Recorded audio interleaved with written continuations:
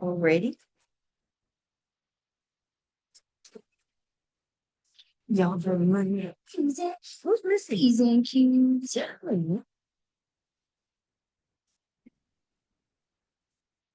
I'll move down.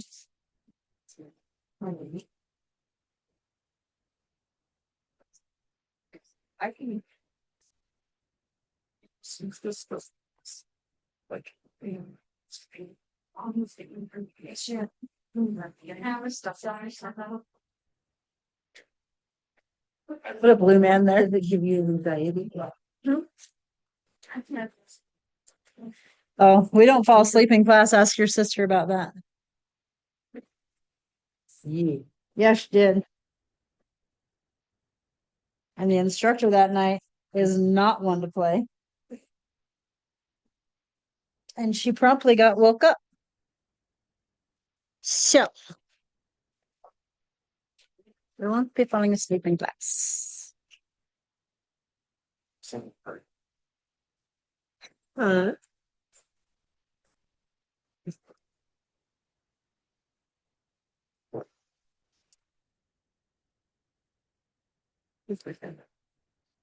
Very scary.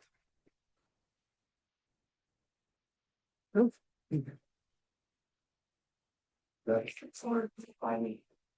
Gotta sit somewhere and not by. Yeah, you have to mix it up. Ask Brianna how it works. Hi, sugar. There, you're not alone.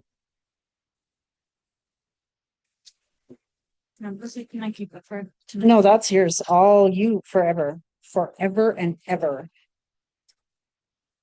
Yeah, I am. Tell everyone. Really? Sure. Did you get some email? Can't know. Email, but since you my DLS card Oh, very good. doesn't expire till March 27th. March of 27. Oh, April 27th. Oh, perfect. Yeah, just because I thought that I had done it just last year, and I did. You do it on the health stream. Mhm.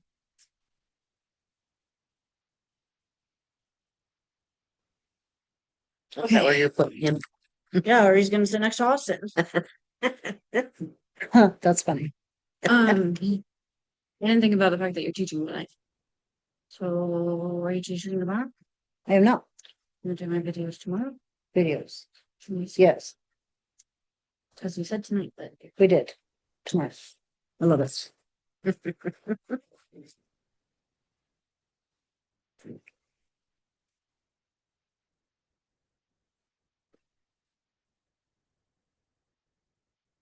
Everybody's so peaceful. Yeah, everybody's so kung fu fighting. Here, it's custody. Even better. You want that? I'll just take a picture of that. 12. Hmm. Are we missing anybody? Mm-hmm. Mm-hmm.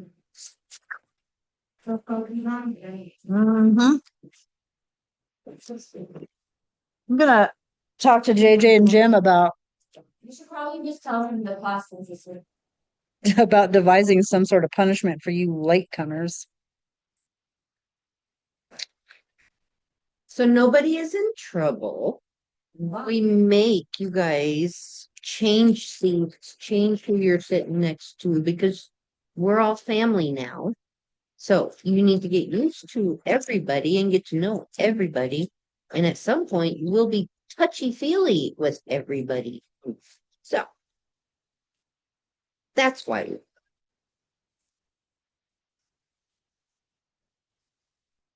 Anybody got questions?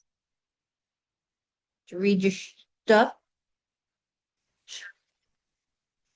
See, he's gonna laugh every time I talk now. Why? Because you said a bad word once? Yes. They're all gonna be focused on it. How many bad words? Now he shows up. Nice of you to come to class. You're sitting up front. Nice, Twy. Oh no.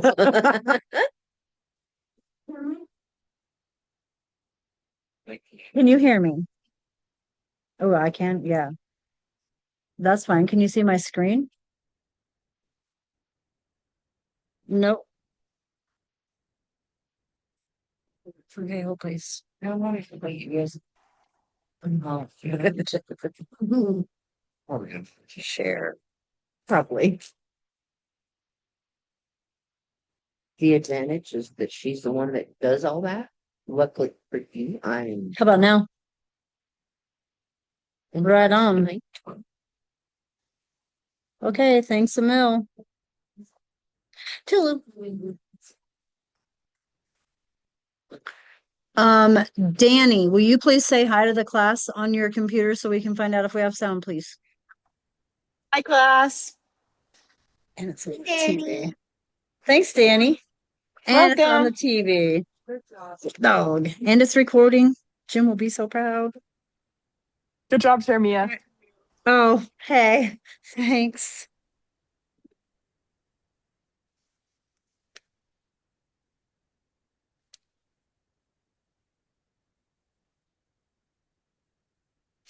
That works. Cool. Right on. Just so happy. Good job. Jim didn't leave me a clipper. Okay. Yeah, he did. No. No? You want the real clipper. I don't know where he put it.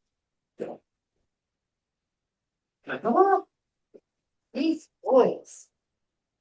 All right. Anyway, welcome to class. JJ's on call, or JJ's working tonight, and I'm on call, so Brianna's backup. Congratulations. We're gonna have to get that settled forever.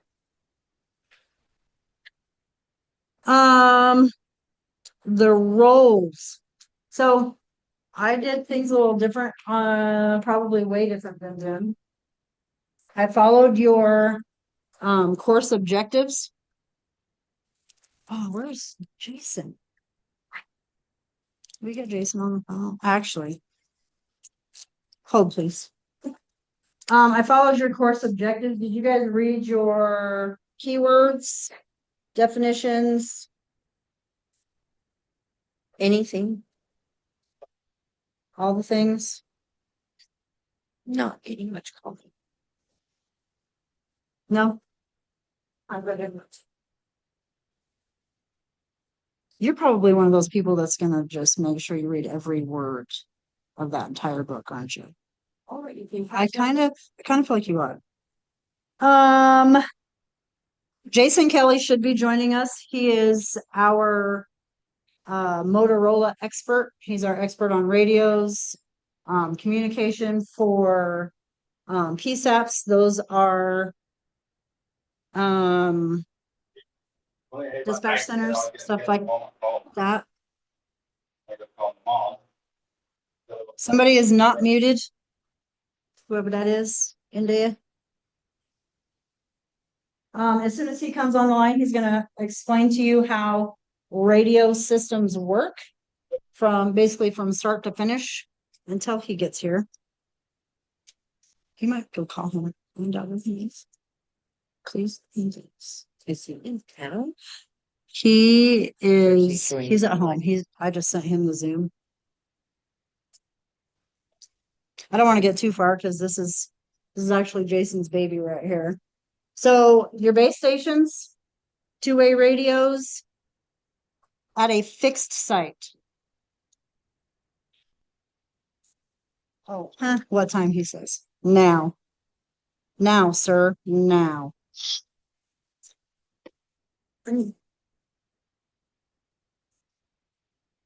Mr. Communication. Right. So those would be things, obviously they're fixed, right? They're going to be probably a little bit out in no man's land, or like we have a base station in the ER that we just got. Some of them are a monstrosity like the one at the fire hall. Some of them are little like the one in the ER. Whoops. Two-way radios in a fixed vehicle, or fixed in a vehicle rather. That's going to be your mobile radios. Those are what's stuck in patrol units, ambulances, fire trucks, etc. Portable radios, that's gonna be what we carry on our hips. I actually happen to have one.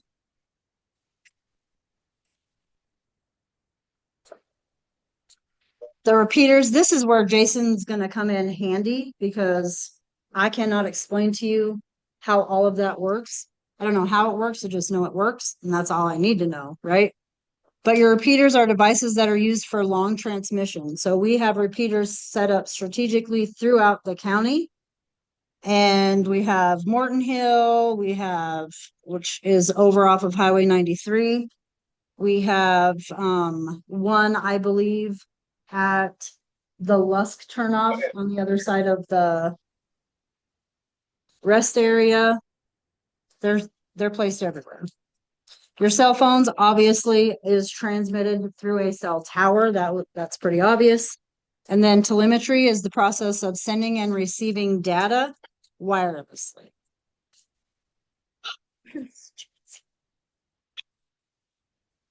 What do you Need the invite via email. So needy. Why he didn't just copy and paste is beyond me. Oh, he brings the trash out? Living in the state of Wyoming, communication is sometimes extremely tough. Typically, your radios that are in our, like in our ambulance fire departments is even better than ours in the ambulance. The other night, all up on the mountain fire department had no trouble communicating with dispatch. That's the exact speaker that. Caught Pat, you're not muted, honey. bits and pieces of information.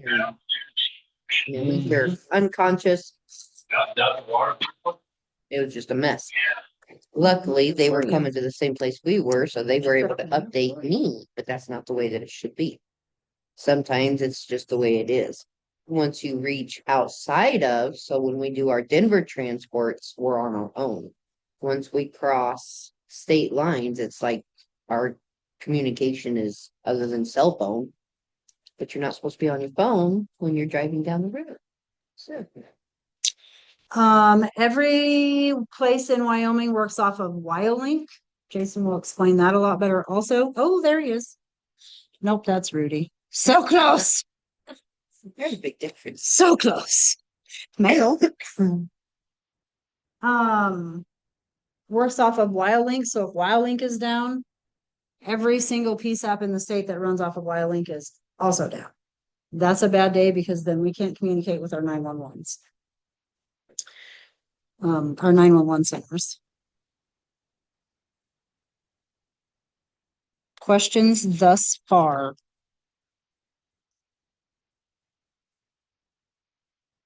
I sent these pictures to Jason earlier and I was like, here's your slides.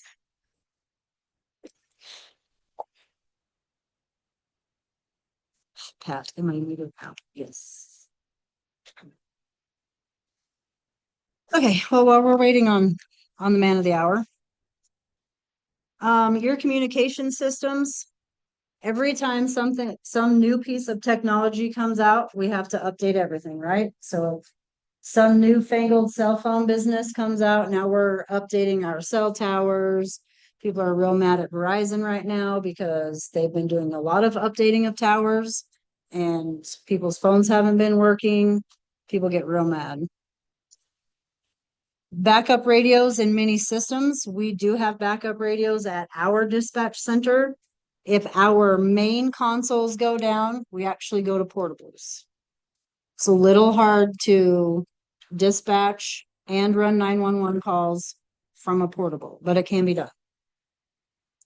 Radio systems require preventative maintenance. That is what Jason's job currently is he is the field service manager. They go around Colorado, Utah, Wyoming, and they work preventative maintenance on all of the patrol units, SO, PD, sometimes ambulances and fire. Not here because we have Comtech, but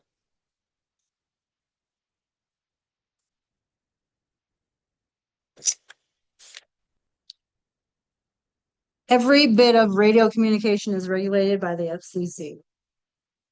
You would be surprised how many people know that you are telling your counterparts that you're going to go home and make a sandwich.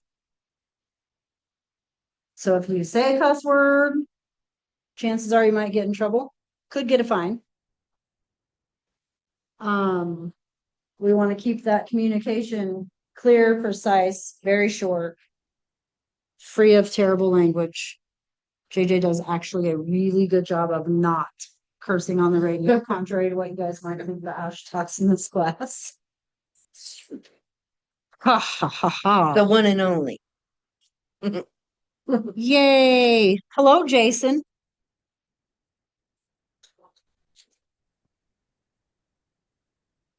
Oh, look, he's even wearing his little Motorola shirt. Oh,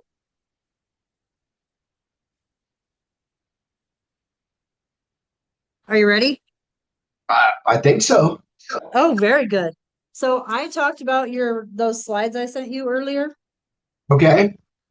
And if you want to explain how repeaters work, how WowLink works, and whatever you feel is important from a Motorola standpoint, that'd be awesome.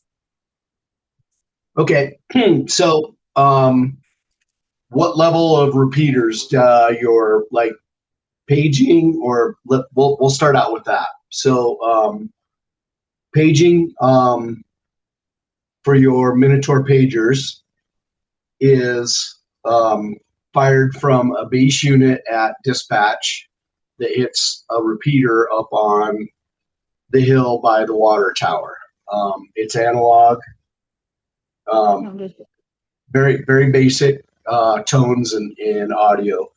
The closer you are to the antenna or the repeater, the better the audio, the further away you get, the scratchier it gets. It's analog. That's just the nature of the beast.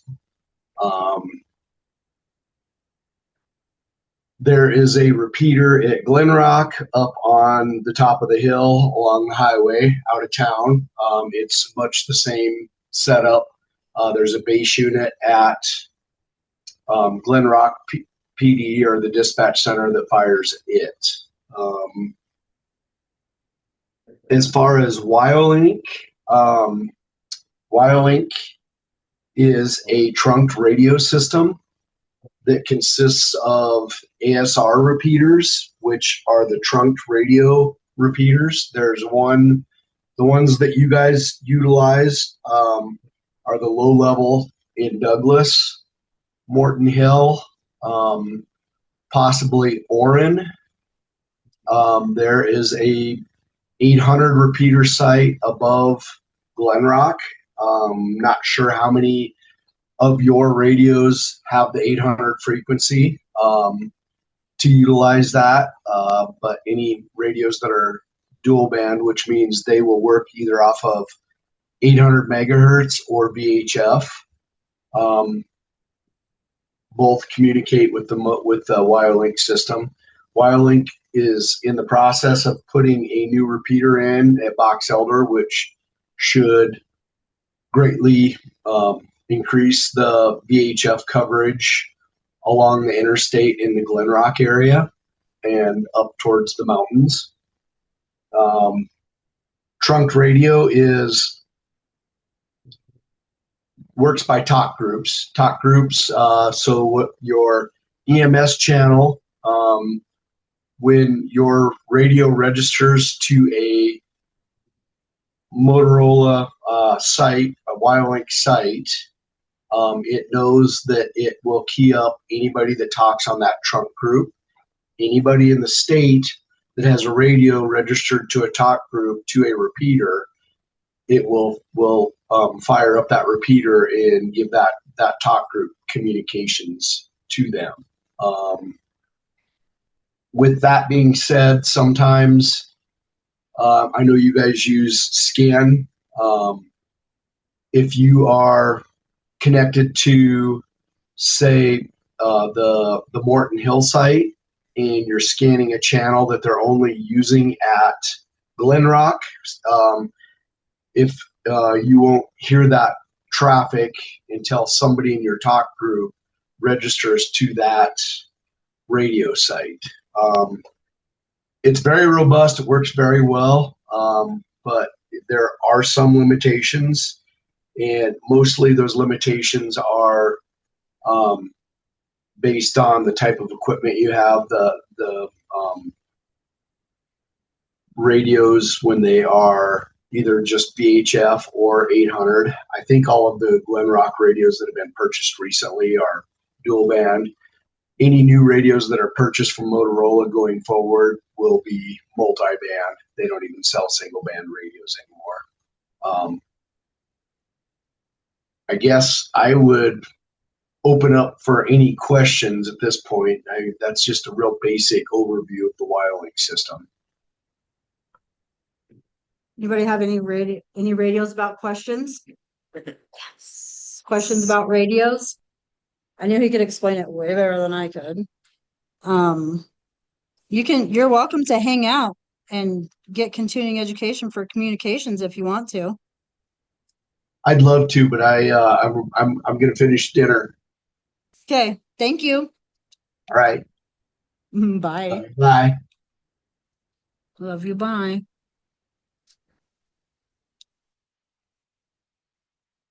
I don't know how to make him go away. So one of the issues we had here just recently, dispatch law enforcement on our side of the world decided. So in a roundabout way, somebody in New York City can hear the radio traffic here. So, and there's a time lapse, but in the same sense, they can hear that we're responding to an unconscious, unresponsive 90-year-old female at such and such address.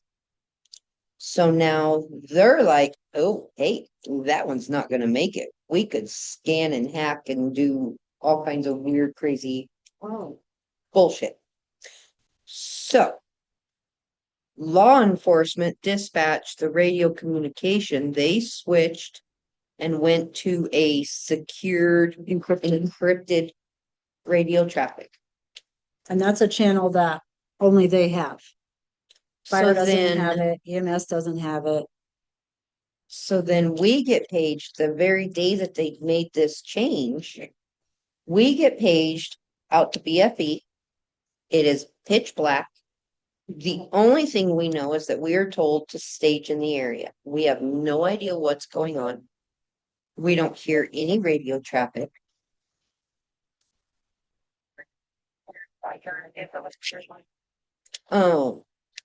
So we called dispatch because normally they will give us a nature of a call, kind of what's going on, what's the reason for response, and we knew.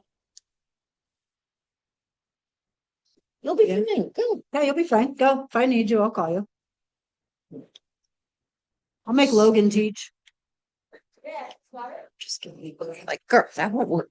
Okay, so we're out there, we're pitch black, we have no idea what's going on. We called dispatch because we have no idea. They say, all we know is we had a 911 call come in. There was a bunch of screaming, there was gunshots, and more screaming. And we're out in the pitch black, middle of nowhere. We don't see any lights, the wee-woos, so we have no idea where our law enforcement's at. How many law enforcement are out there? How many people were in this house? What is law enforcement seeing? We know nothing. What if these shooters left the house and they're coming around a different direction and we're sitting right on the side of the road? We have no idea. So it was a huge safety concern, and there is zero communication, not to mention cell phone use out on East Antelope is sketchy. So you don't even have a guarantee that you're going to be able to get a hold of anybody. So then there's that delay. Okay, so they're in a house, law enforcement gets on scene, and everybody's getting shot. There's shots going every which direction. I mean, you know, your brain goes wild. All the different scenarios, all the different cases and possibilities. So then you have to wait for dispatch to communicate with law enforcement, and then they have to switch channels, and then they have to talk to us and relay all of the information. We ask a question, they have to go back to the law enforcement channel, talk to them, and then it's just it's a huge delay and it's a huge safety risk. And those were huge concerns. It's fixed now, Yeah. It's partially fixed. So mostly fixed. one of our trucks, the radio in the unit is not. What do you call it? What truck? 6, 7. They're fixed. Oh, they did upgrade it? Oh, yeah, Monday, yesterday. Did not know. We didn't see each other last night, remember? True fast. So it wasn't. And then like our portable radios, we still do not have for most of us. So those are some of the downfalls of Wyoming. You're saying because it was encrypted, you couldn't talk back and forth. So Couldn't even hear them. this was a real call. Yes, Yeah. Oh, I thought you were getting to the point of like someone from New York called you out to the PFE. So no, the- that's the reason that they did They this. encrypted it, okay. Yep. So the app is called the Newsbreak app. And if you want to know anything that's happening in the world, you can download that app. And within a few minutes, you're going to be able to hear transmission from wherever you choose of what is happening in that place. And it's not against the law. It's no different than having a scan. There's Is a- it morally improper? Yeah. But people don't care, right? There's a lot of times we'll respond over to Irwin Towers and there'll be some lady that comes and opens the door for you and she tells you where you're going because she has a scanner. So she knows we were dispatched over to wherever. Mhm. Scanner world. Scanner world, yep. Every nosy neighbor knows everything about everybody. So there's the pros and the cons. It's a safety issue for the residents, for Joe Blow, but it's also a safety concern for us because we can't communicate. Okay, questions about radios. Sorry, we did a little bit of a backtrack. So back to the FCC. Their job is to license radios to where no two entities have the same radio frequency. That's part of their job, along with regulating and making sure JJ doesn't use backwards. Your initial call often comes via the telephone, so that's going to go to your PSAP. Once it goes to dispatch, at least ways here, we have a call taker. They take the call, they put the information into the CAD. That CAD, once they're done, they hit enter and accept. It goes across to the radio person. That radio person dispatches it out to you guys. Sometimes you're going to notice a time delay when, well, we get our pages also on a pager and also in a text message. When you're looking at that message, sometimes you're going to notice a time delay because that call taker is listening and typing at the same time. And sometimes we get reporting parties, or RPs as we call them, that do run-on sentences, and we can't stop them because maybe they're stressed, or maybe it's their family member that's down, or whatever. And so you're going to see a time delay. That's not dispatch being lazy. That's the call taker getting the information so that it can go to the radio person, and then the time it takes for the radio person to get it out to you. Could be a few minutes, could be more than a few minutes. The most important thing as a dispatcher when taking a call is figuring out where you're going, because if we send you to the wrong address, time is tissue. So we kind of want them to take the time and do it proper so that when it comes to us, we have the right address, we have the right human if they're going to give us a human. They don't normally because we don't like names over the radio, but sometimes it happens.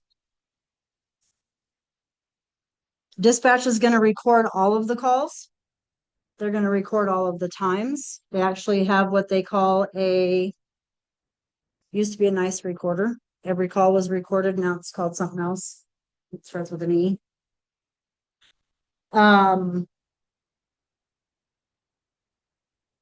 you could call dispatch and say, hey, I need to know what so-and-so said when they called and said their grandma fell down. And they can go back and listen to that. Largely important if it's a major crime, right? Very helpful to have. Sometimes even your court wants documents of that nature. The other thing that dispatch does, which is a courtesy as far as I'm concerned, is keeping track of the times of when we say we're en route, we're on scene, we're clear, we're at the ER, we're back in service. Some dispatch centers also keep track of your mileage for you, which is extremely nice. Dispatchers are, as far as I'm concerned, and not because I used to dispatch, but are a cut above because they are literally giving life-saving measures over the phone and still answering officers on the radio. So we kind of need those guys. I'm spoiled because I did dispatch. I have every dispatcher's number really. And so instead of keying up on the radio and tying up radio traffic, I will just text my dispatcher. Very helpful when I'm working with partners that don't have those numbers, because then I can give her information while she's driving or whatever. Not always are you going to be able to get out on your radio. Like JJ said, 1820 is really good about not having 100% perfect radio service. Wagon Hound's really good about not having radio service, especially when you get down in there. Pronghorn, same. Anytime you're in the mountains, anytime you're below, if your cell phone don't work, chances are your radio is not going to work either.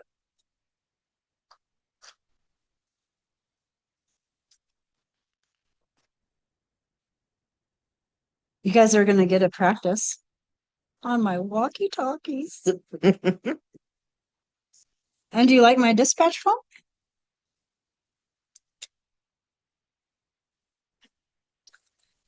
All right.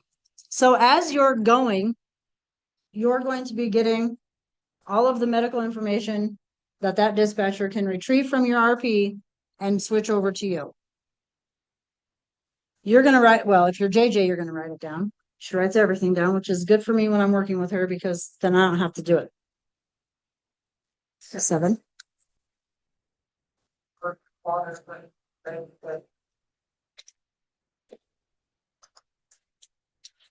Anything that you want.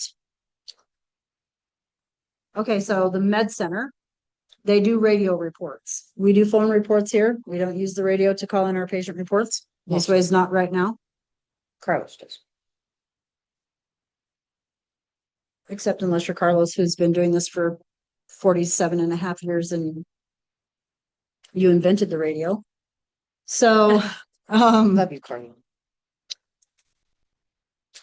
you're going to get those. Oh, that's what I was going to say. So the med center, when they do their patient reports, it's ER patient report 123. So the ER is who they're talking to. The 123 is who they are. They say, go ahead, 123. They'll say, bringing you a 58-year-old female, fell down on the ice, has a swollen ankle. Here's your vitals. That's your radio report. Short, sweet, to the point. Those are called cliff notes. Your novel is when you get to the ER. Huh, sweetheart? I give novels a lot. I want clear communication. Clear communication is good. You want your radio report to be full of information, but you also have to remember that the FCC prefers you do not tie up radios for longer than 30 seconds. They want it less than 30 seconds, and if you can make it less than that, even better, because someone else needs to key up on that radio also. Using her example of shots fired call, if I'm on the south end of town and I am picking up somebody and I am doing a radio report and she needs to say that she's got a man down, who's going to take precedence? Whoever keys up first wins, and now she has to wait for me and my 30-second communication. So the shorter the better. Which is also probably good why we do phone reports, because then we don't have a 30-second limitation. So paint your picture. Use your patient's words if you need to. I fell, my ankle hurts. Hey, my patient said she fell, her ankle hurts. We're coming at you. Here's your vitals. Whatever. When you are, I guess I just really kind of touched on this. When you are like here, we say dispatch. MS67, which is in the truck that we've been in all week. It's probably dirty and needs fuel, by the way. Anyways, MS67. Oh, you do. And they'll come back and they'll say 67. We'll start talking. They'll say copy and give us a time. It's all good. Estimated time of arrival, the age and sex. Again, we don't do radio reports, but if you guys move and you go to work somewhere where they do radio reports, we want you to be prepared. So no names, just age, no birth dates, no addresses, if you can help it.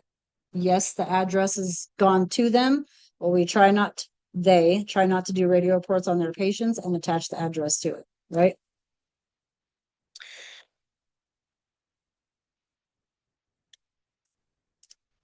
So you're going to tell them who you are. You're going to tell them you're en route. You're going to tell them how old your patient is, the sex of your patient, and then you're going to say my patient's A&O times 3, which means they are alert and oriented. You're going to want to remember that. Because from here on out, it's A&O times whatever. There's your first set of vitals.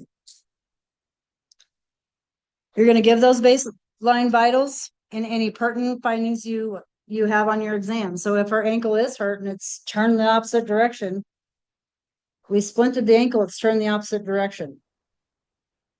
It's hanging, or they severed their ankle and it's being splinted with a pillow right now because it's being held on by literally a thread. Whatever it is you use to splint, that's what you're going to tell them. Whatever that ankle looked like, that's what you're going to tell them. If that ankle had pulses, make sure you tell them that. That way they don't have to be freaking out as bad while you're en route. What kind of care you gave, what the response was. Did you make your patient feel better when you splinted their ankle with a pillow? Chances are you've helped put them in a position of comfort. Yes, it still hurts, but maybe it doesn't hurt as bad, right?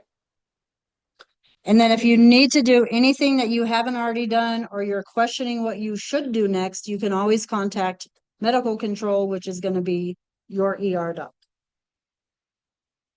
Not the nurse that answers the phone.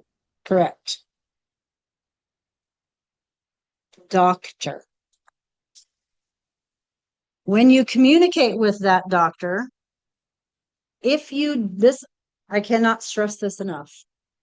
If you don't understand what they have said or you didn't hear it properly, ask them to repeat it. We're going to go over that again a little later because that's how important it is. Give the information that you need to give clearly, accurately. When he says, okay, give them, I don't know, he's talking to JJ and he says, give them 50 mics of fentanyl, which is pain reliever. And she'll say, 50, my patient weighs 300 pounds. Do you still want 50? That doctor is either going to say yes because he thinks it's appropriate, or because now he knows the weight of the patient, he may change it to 100 mics. Because 50 might not touch somebody who weighs 300 pounds. Could go the other direction. They could be 70 pounds, and she could say 50, patient 70 pounds. And that doctor could say, okay, give them 25, right? Making sense? If it's unclear, ask him to repeat. Cannot stress that enough. And if it seems inappropriate, if the doctor says give them 10 milligrams of morphine and the patient weighs 150 pounds, what's JJ going to say? I don't want a snowball. I'm not trying to knock my patient's respiratory drive out. I just want to take care of the pain. Did you say 10? And the doctor could say, oh gosh, no, I'm sorry. Let's do 2. Okay, so you can argue with the doctor. I use the term arguing loosely because it's not really what we do. Well, most of us don't.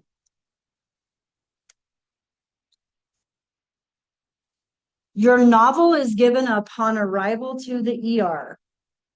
That's when you get to have all the verbal vomit on the planet. You can tell them this is JJ. She fell down today. She's not 58. I'm sorry, I lied. She's 48. This is good weird. JJ complains of left ankle pain after a fall. We splinted JJ's ankle because it didn't look like it was sitting in the right position, and we put it in a position of comfort for her. And per your request and your orders, we gave her 2 milligrams of morphine. Okay. The doctor's then going to ask allergies. You're going to say, yeah, I have some. She's allergic to sulfa. Are you allergic to anything? I don't think so. She's allergic to sulfa. Well, does she take meds on a regular basis? Tylenol and Advil for a chronic headache. Other than that, she's a pretty healthy lady.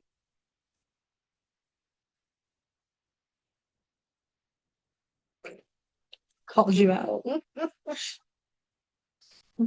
Questions about talking to your doctor or calling in radio reports? Your phone reports, you can give a name and a birth date all day long. Is that the only thing that matters though? No. Nope. If you didn't hear it the first, maybe the second time I told you, you'll get it when I get there. Because you need to know what's wrong with my patients versus their name and date of birth. And honestly, if we're sitting here spending 6 minutes giving you a novel by phone, are we treating our patient? Nope. Did you say contacting med control is also done over the phone? Yes. You can do it via Here. here also, but it's done over the phone here. Well, I was just wondering, so there's really no protection if, the doctor give them this much more. And you're like, are you sure? And they go, yep, you do it, something bad happens, you go, he told me to do it. And there's no, Radios are recorded. well, that's why I was asking over the phone. Oh, the phone, no, so Yes, the phone in the ER is The- here. our bat phone, as I call it, is recorded, Okay. supposedly. Can't know, never had to pull a recording. Never heard of anybody that pulled a recording. Could just say that. So when you call that cell phone in the ER, it's recording. The black phone on the corner. Oh, black phone. Yeah, Yeah, that's the okay. bat phone. Okay, I've just seen that little. That's the phone charger. Yeah, that's the non-bat phone. Okay, Yes. okay. Yeah, or the ER charge. And different hospitals have different ways. That's why Casper, whenever Wyoming Medical Center gets radio traffic, you don't hear names, you don't hear date of birth, you just hear a very short. They'll say at the end of it, they'll say questions or orders, and it's usually the nurse is asking, did you check a glucose or something of that nature? Mm. When they're calling to medical control, they'll actually call on a cell phone and then get any other orders that are wanted. You good? Yep. Answered your question. Are you going to work? Going to the fire for a bit. Oh, no. Okay, I'll be back in this time. you can leave that bag if you want. You don't have to carry it with you. Especially since you're coming back. We pretty much beat this to death. Give that chief complaint, give a history, verbal vomit with your patient, short, sweet, and to the point about what's happening right now when you give your phone report, and then have that novel when you guys get to your destination. Anything else you did from the time you called it in to the time you get there? I.e., if you got more than one set of vitals, give them the set of vitals you got last. If you gave them a med after you hung up, if you got well, you guys won't give IVs yet, but if you get started an IV before you got there, any intervention you did will get told in your novel. Or if your partner did and you're the one that's calling in report because your partner's Busy. busy. My next question. So if you give something, you have to write it, or can someone with you write it? Technically, if anything above your scope is done, then it is that person's responsibility. Okay. If she gives fentanyl, you can't take the patient because you can't do an intervention of what that fentanyl might do to that patient, like dropping their respiratory drive and now they need intubated. So, But if you're in the back of the ambulance with me and I say, hey, call report in for me, you're going to have most of the information. You were in the back with me. And then I'm going to help guide you as far as let them know I gave 50 of fentanyl. We have a 18 gauge in the left AC. I'm still trying to get all this other stuff done, but I need to give my ER update. Hey, I'm coming in hot, I'm whatever.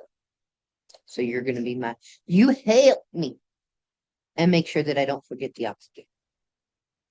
or to splint, because that's your simple activity. Oh, your arm's broken? Oh gosh. Let's go. And Trevor, do you want to splint that? Yes, I'll do. Okay, any questions about giving reports? No? Cool. Biggest downfall of any department is lack of communication. 100%. I can talk to her on the phone and say, hey, would you please go to 212 North 2nd Street? I can't get there yet. I'm still on this call. Okay, that's great. But what is she going for? Right?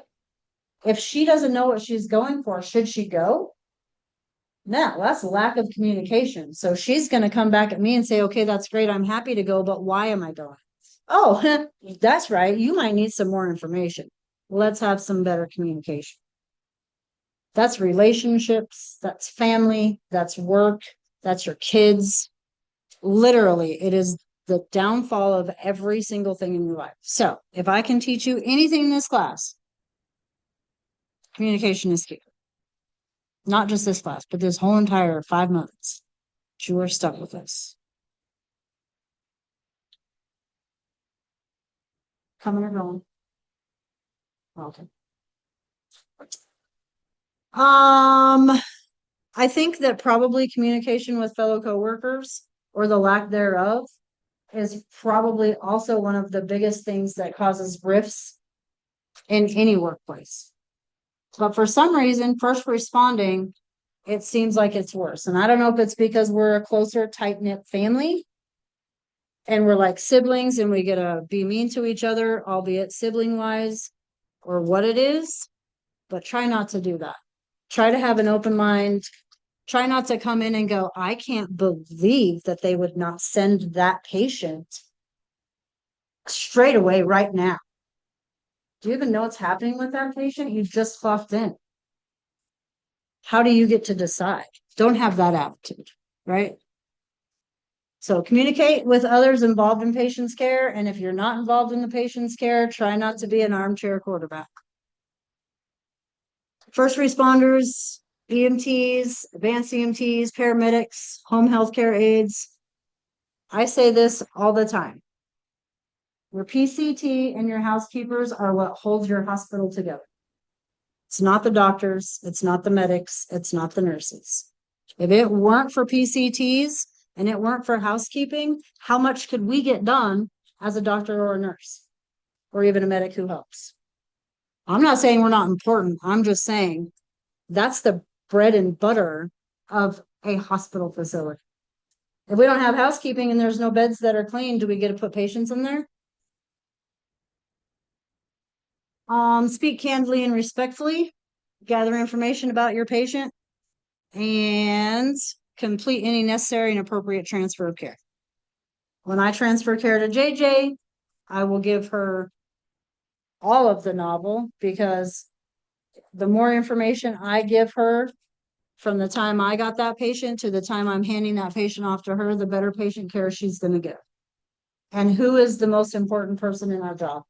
Patient. I mean, us, ultimately ourselves, right? Ultimately our partner, but the next step is definitely our patient. And if we're not being patient advocates, what are we doing here? Fair? That's my soapbox. I'll be a tiny one. Therapeutic communication. techniques learned by experience, which is probably why my soapbox is even out, may be more difficult with those in crisis. Your patients who have lost a loved one, family that has lost a loved one, those are going to be tough. Those are going to be the ones where you're going to want to be. I'll use JJ. She's my best example for just about everything in my work life. She wears her heart on her sleeve, and that is okay. That is perfectly fine. She drives by a cat who looks like its tail might be a little matted. And she's like, oh, that poor kitty. Okay, its tail's matted. Can we go now? Right? I've made my husband bury raccoons because they got ran over. I'm telling you, the girl is, she don't just wear her heart on her sleeve. She got the bleeding heart and everything. But when she has to talk to a family about the loss of a loved one, she gets back up because she has to.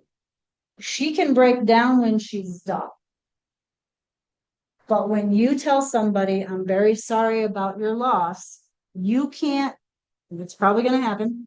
Try not to. I can't say can't, but try not to let it happen. They're already grieving enough. They don't need to feel bad about making you grieve with them.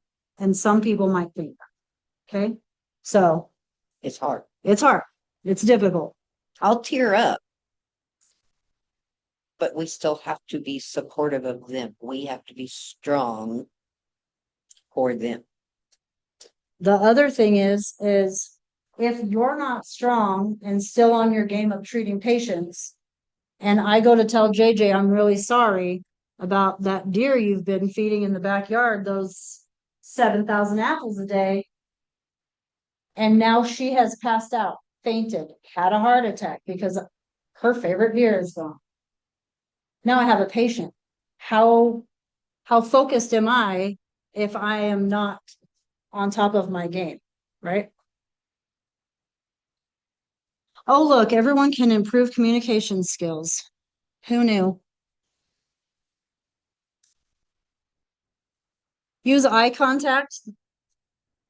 Sometimes people have my nephew, for example, has Asperger's. He doesn't like to look at you when he talks. That's okay. But try to have eye contact with your patient. And if they don't have eye contact back, that's okay.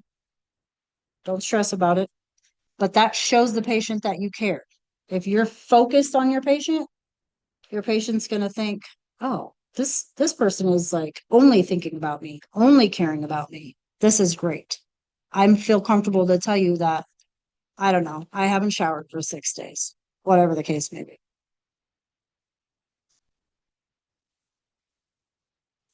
Use language the patient can understand. If you look at your patient and say, have you ever been told you have hypertension? And your patient looks at you like you are a deer in the headlights? That's high blood pressure.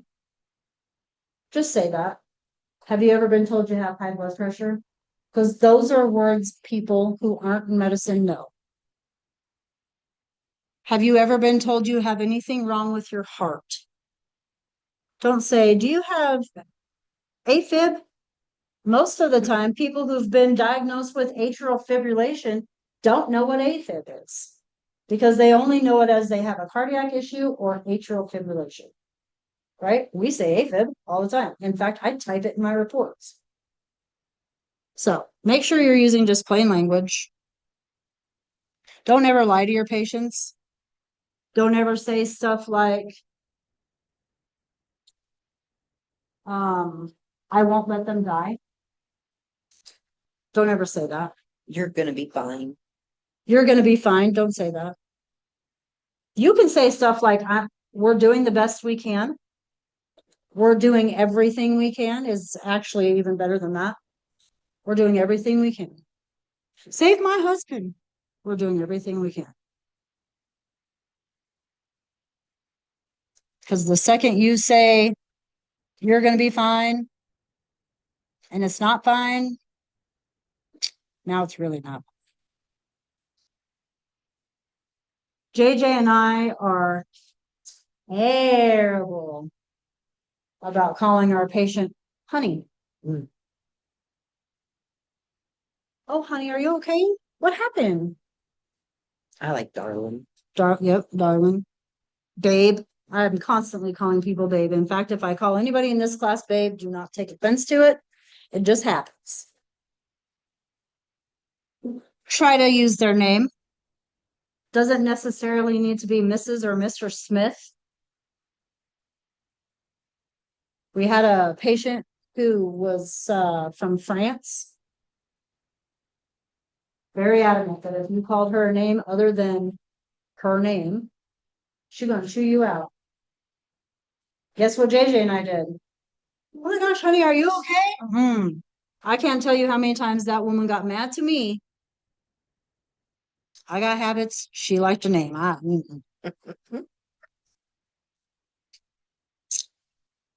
Special considerations. Be compassionate. It's hard for me sometimes, which is why JJ is my best friend, because she balances me out. She's the nice one. Those ways, that's what I tell everybody. Gotta have a balance somewhere. She's mine. If you're respectful, even if you don't like that person, didn't we talk about last night about drunk driver killing some lady and her baby? You've still got to be respectful. It's hard, you gotta do it. People who have different abilities. This is something I'm extremely passionate about. If at any time I think that you are inappropriate, I'm going to tell you. If I hear you guys say the R word, you'll know how I feel about it. I'm not saying you guys say that word. I'm just using it as an example. I'll tell you it's a bad word, right? They have visual or hearing impairments. We had a guy in 2023. Jim did a EMT class, much the same as yours. He is 90% blind, used to be able to see. He actually took Jim's EMT class and knew every part of that skeleton as a blind man. We don't do limitations, ever. Anybody who has a language barrier, can anybody in here speak a second language? Oh, great. I can't even. I can say some bad words. And I can ask for a beer. That's about it. No buenos penis. I can say no in German. It's the number 9, but other than that, you can speak German. Poquito? Just a little bit. Yeah. So if they have a language barrier, we do have an officer on our PD who is very fluent in Spanish. Carlos Mesa is semi-fluent in Spanish. I can understand what you're telling me while you're speaking in Spanish, as long as you're using hand signals. I can pick it up, but I cannot talk back to you. That. So listen, it is extremely difficult for an adult to learn a second language. Children, yeah, like Journey, it would be a perfect for Journey to be in Spanish right now, because children are sponges and nothing phases them. Right? You can use Google Translate. The hospital does have a translation hotline, but they charge you for it. And if a Hispanic person comes to the hospital, usually they already have their translation app out on their phone, because they know they have a language barrier. And they just want you to help them, so they're going to help you speed that process along. It's actually quite impressive to see. They brought their children with. Or they brought their children who can speak English, which is also great. Your littles, don't scare your littles. What's your daughter's name? Lacey. She would be good to do a Spanish job. Anyways, when you are talking to your littles, you're going to get down on their level. You're never going to be standing above your little, asking them, are you hurt? because all you're doing is intimidating them. They don't know you. Most children are taught stranger danger, hopefully. And so now there's a stranger in their home staring on top of them. You're scared, right? So get down on their level, look them in the eye. They're gonna get comfortable almost instantly. They're still gonna be scared, but at least now they're not intimidated, scared, right? And when you assess them, you're gonna start from their feet, not from their head like you do on an adult, which you guys are gonna get in your assessment, so don't stress that we're not talking about that. Always just think small. If your patient is small, you need to be small. Even if that's a little old lady that's 90 years old, be small. And don't lie to them. And don't lie.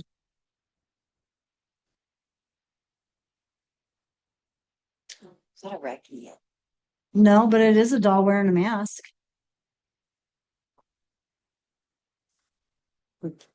I found a doll that's like this big and its hair is, I don't even know if it's hair, but it literally looked like my granddaughter when she was little. So I was like, oh my gosh, it's Chermia. So, okay, take a break. 10 minutes. Make sure you signed in.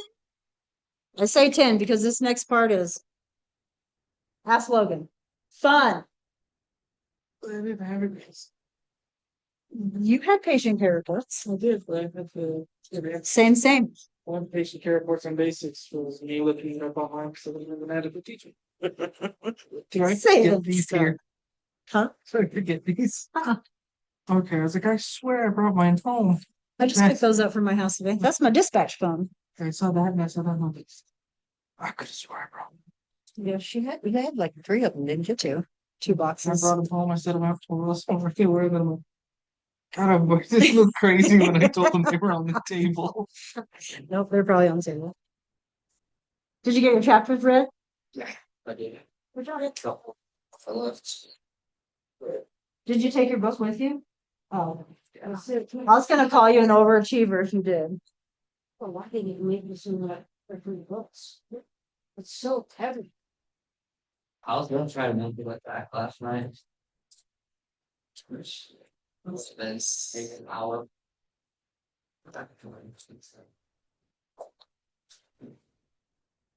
Yeah, we did. I watched the video. So Oh, you did? So you took last week's class then? Not all. Probably. Were you a read every word in the book kind of guy? I think I already seen that's in there. Shoot.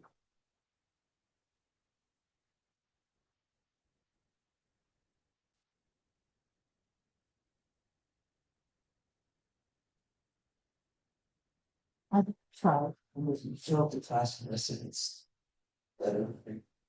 100%. Oh, wait a minute.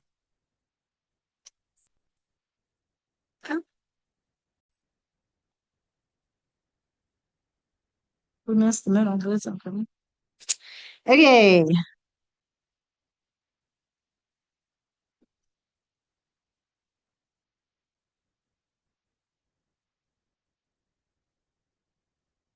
Okay, just to recap, when calling in information, include the elements of what unit you're in, what level of provider you are, your estimated time of arrival, your patient's age and sex, chief complaint, brief pertinent history of the present illness, cliff notes.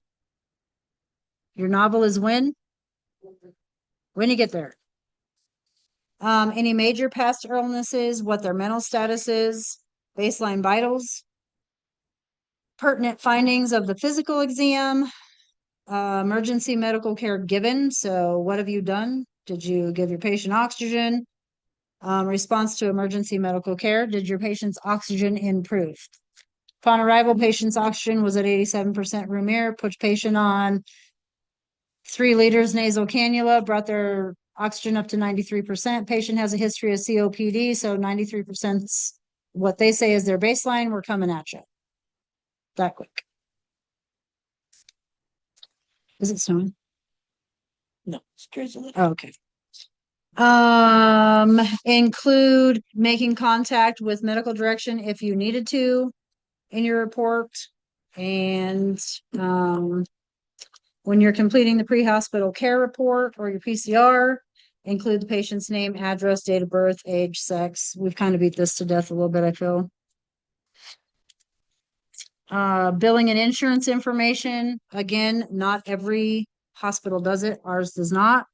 What your nature of the call was, what your mechanism of injury was, where you found your patient. If it's a wreck, patient was an unrestrained driver found ejected 30 feet from the car.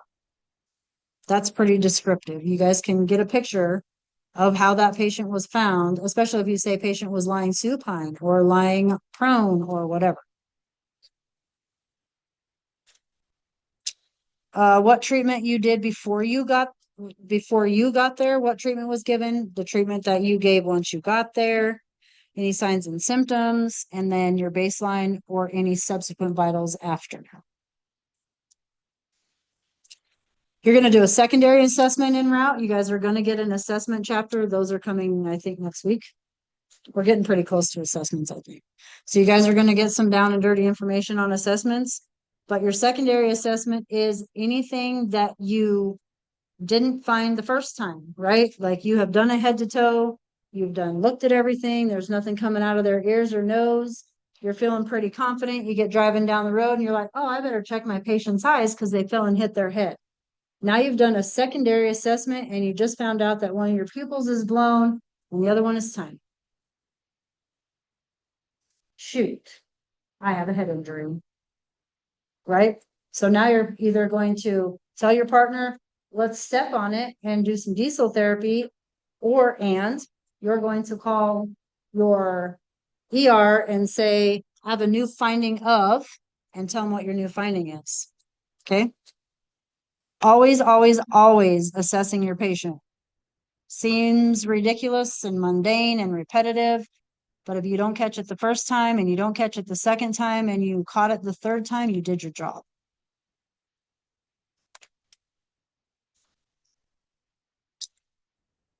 Okay, organize random information. Okay, here we go. You might need your paper and your pen. I would, because there's 4 on the page and not 2, and so. Oxygen relieved pain slightly. Denies difficulty breathing. Requesting orders from medical control.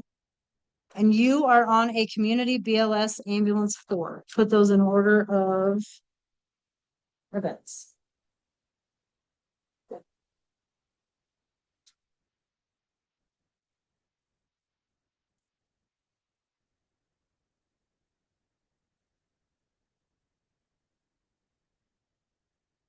And let me know when you're done.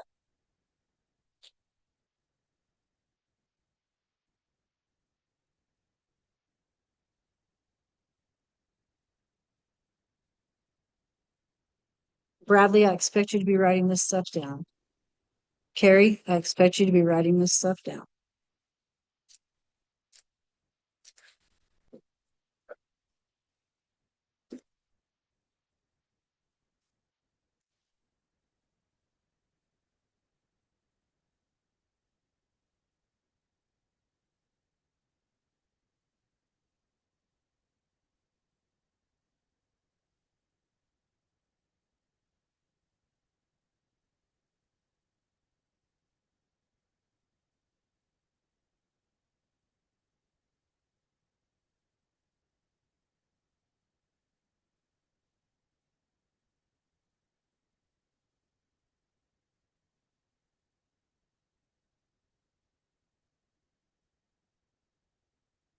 I can't believe how many lefties are in this class.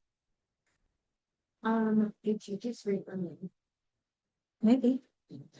I'm thinking. She's left. Cheryl's left. That's awesome.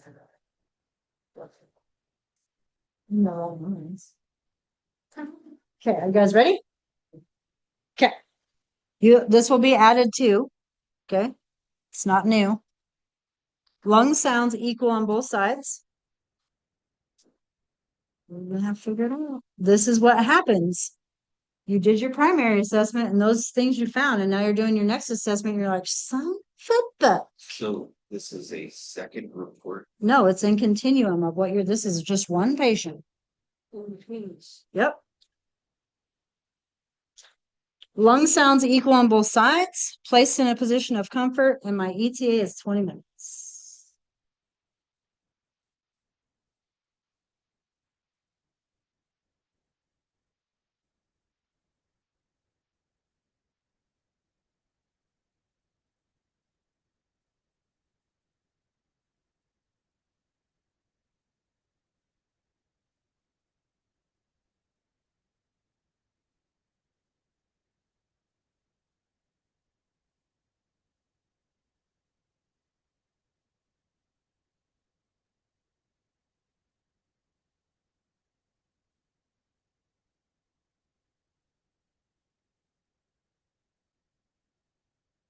Love all the scribbles. It's fantastic. I think it's great.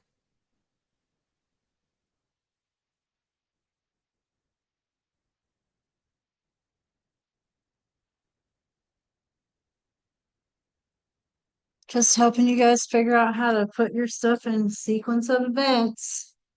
And assess your patients. You good? Hey, put your papers away now. That's it. It's just your notes, not mine. No,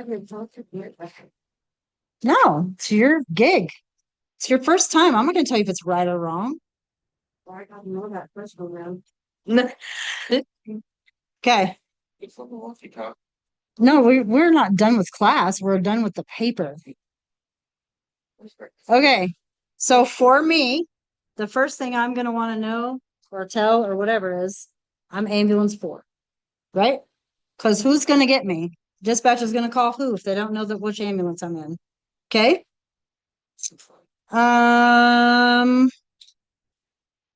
When I get on scene, probably I'm going to ask my patient what is wrong with them, and they're going to say, I'm denying any difficulty breathing. Right? No, maybe not. Yeah, I think I'll stay with that for now. I am probably going to listen to lung sounds, equal on both sides. Best guess is this is a respiratory call, so I'm going to want to know what my patient's oxygen level is, and if it's low, I'm going to put my patient on O2.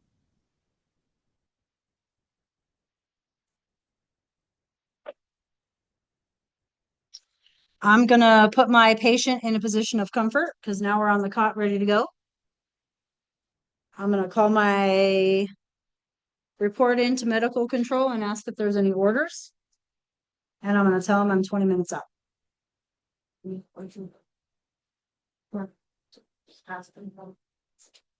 And that the O2 was relieved, whatever was happening.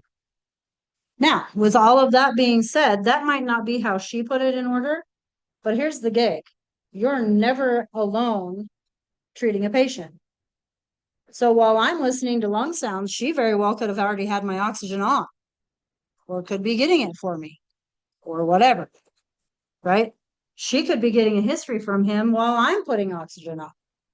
So just keep in mind that you're never going to be treating your patient alone, and that whatever order you chose is not necessarily a right or wrong order. It's just an order in which it happened. You're going to look at your stuff and go, I want his name, his birth date. I want to know how tall he is, what his weight is. And the patient's going to look at you and go, I weigh 248 pounds. I'm 71 years old. My name is Jack. Don't look. And now you're jacked up because you wanted name, age, weight, height, and he didn't give it to you enough. It's never going to be how you expect it.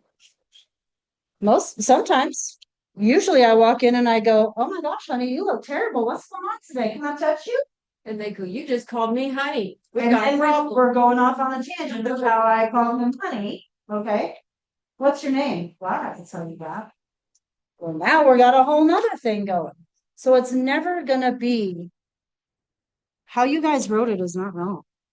It's just how you did it. JJ's gonna go over this pretty low board with you, especially the stuff in red. Yeah. Yes. For those of you online, we are gonna get into report writing. I don't know if Rudy wants to stay, if Pat wants to stay. But the slides are done, so if you start seeing things change, sorry about it. You're good, you can go. Okay. Sean, come in at 5. Okay, thanks, guys. Hello. So with charting, there's no right or wrong way. I do it one way, she does it another way, Jim does it another way. Everybody has their own way of doing reports. The only thing that is required in these reports is that you have all the information, all of the assessment, all of the treatment that you did. So however you do it is up to you. Just remember that every single call has a possibility of going to court. So you're painting the picture, you're doing your assessment, your evaluation, you're doing your treatment. How did that treatment work? Who did you give report to? Where did you go? All of that. Okay.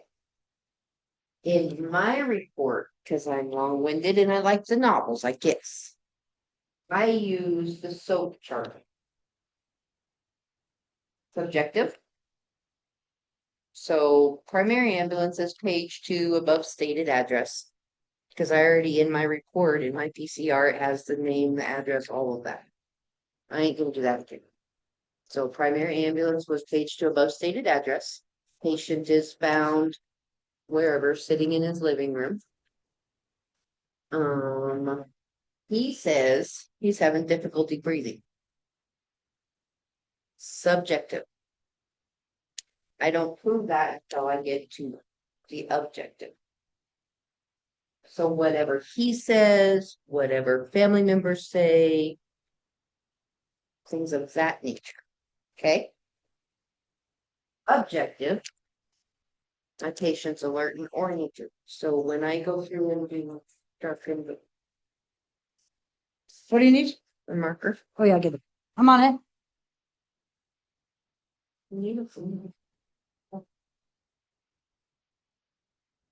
Who's that?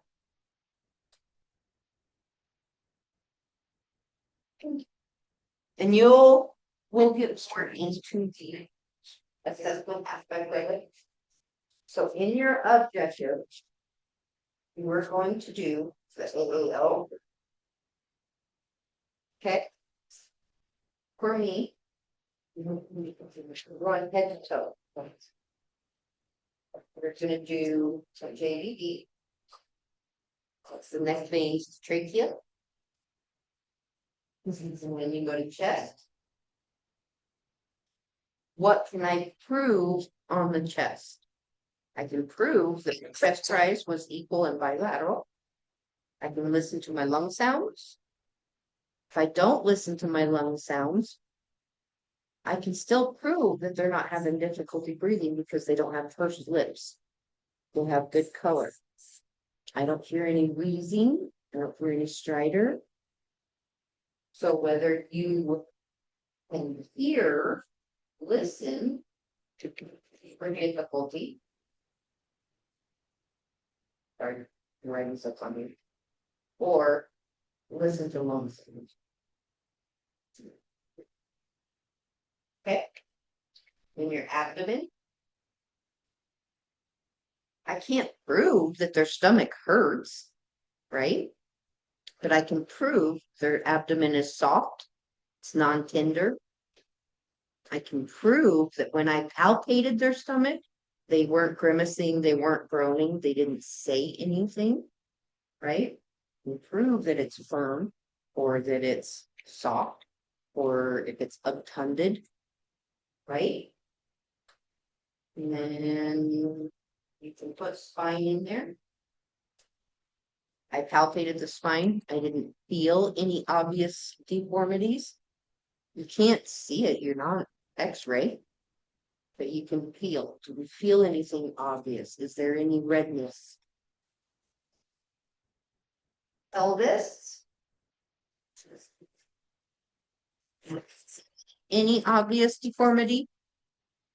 When you palpate, feel any of the crepitus from their hips? Do you have any swelling in the pelvis? Do you have any priapism? What is that?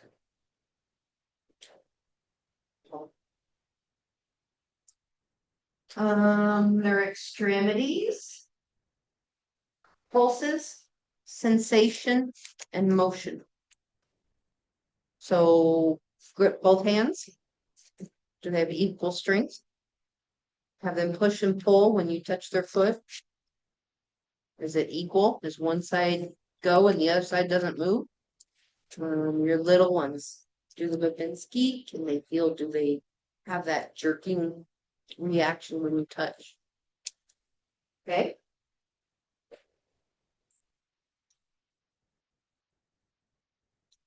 Pulses, are they strong? Are they weak? Are they rapid? Can feel a thready pulse. The sensation is. Do they know which toe you're touching when you touch their toes and they're not looking? And then their movement. Is one arm stronger than the other? Skin. Warm, pink, dry. Or is it pale, cool, and clammy? Is it diaphoretic? These are all provable. If you can see it, you can smell it, you can touch it. The first time you go into a nursing home and you smell the UTI, it's just one of those smells you'll never forget. Your septic patients, your GI patients, you get paged out for somebody vomiting blood, get on scene, you can smell that. And it's just not something you can. So these are all provable. All defenses are used in this one. Okay. Then your assessment. What did you do? Did you give them oxygen? Did you give them aspirin? Did you just talk to them? Did you coach them to slow down their breathing? What did you physically do? Physically treat.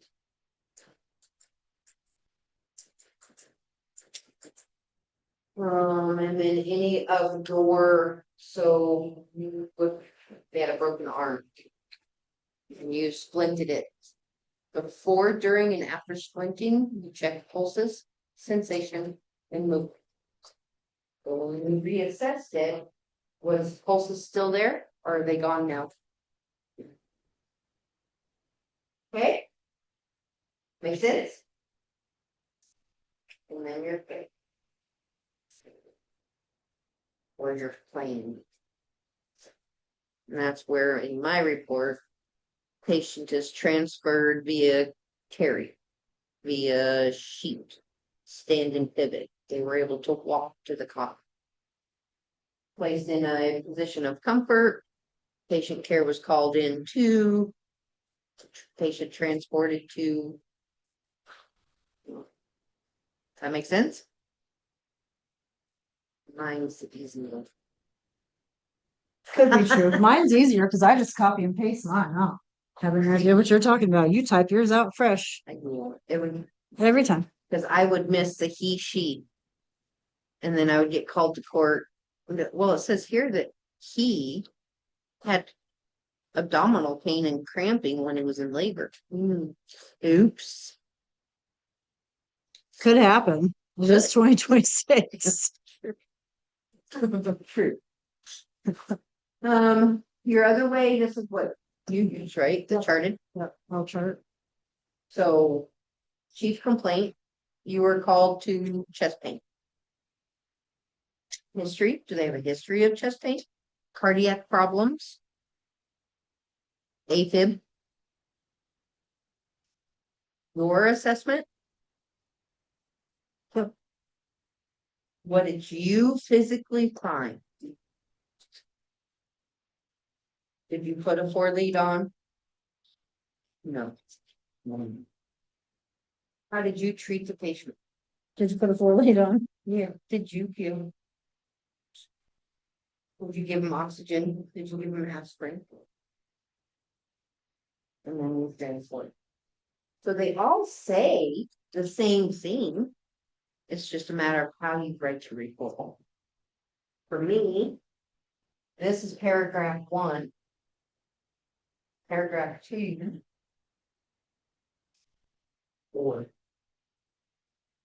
This is 3. And this is 4. Yeah, 5. Yeah, but they're tiny. Chief complaint, patient states chief complaint is my ankle severed. Wow. Pain in my foot. Very short. There's no wrong way to do it though. The main thing is all of the different charting systems have all of the information that is required. You need to be descriptive instead of 1,000 times. We had one doctor that had told us, he was our director for a little while, and he had told us, paint me a picture. I'm not there. We have tried taking and having cameras on our ambulances, that way we can take pictures of the scene. It just doesn't work.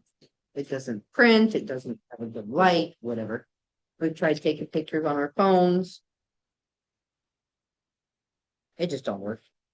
So you have to verbally paint the picture of what you saw in that house after that wreck, so that the doctor can picture it in his head, and then he can come up with the same thing you will.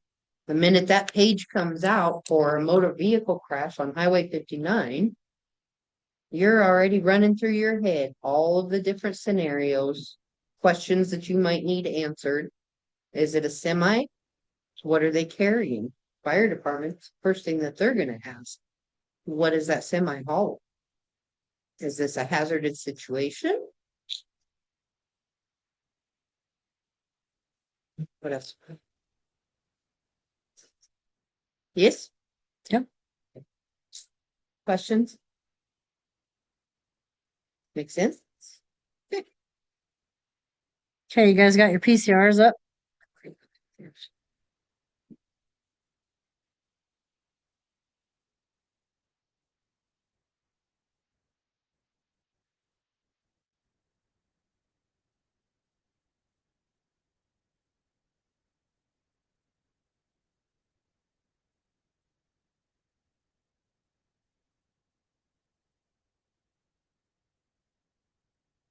Yeah, I don't know what we're talking about. What?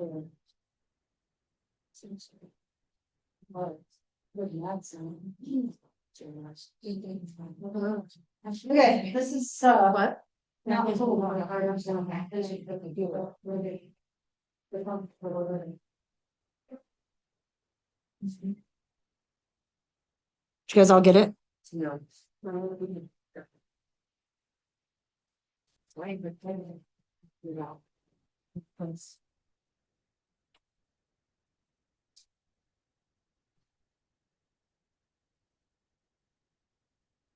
Because you hurt. So. You have a little.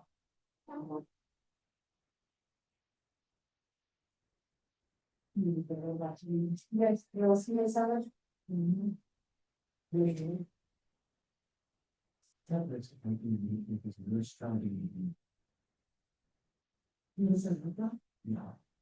So we don't.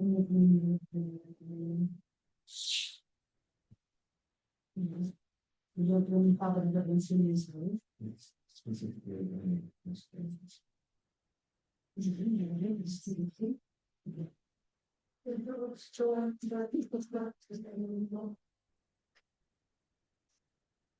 That's okay, you guys can follow on these obviously. We're not to look the same thing with me with us, no? Yes. Okay. Did we also print this for them? No, but I can make one that is printable. I think I did build one for somebody that couldn't. So for those of you that can use it, where it says click or tap or choose an item or whatever, those are all drop downs. I don't know if it works on an iPad. It works on other things. Let's see if we get you. Oh, I know. why. Because this is. Gotcha.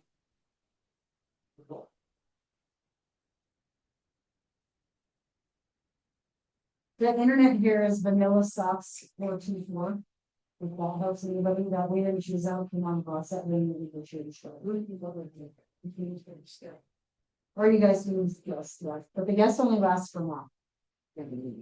So. One of you can open once you can probably power. Vanilla socks 424.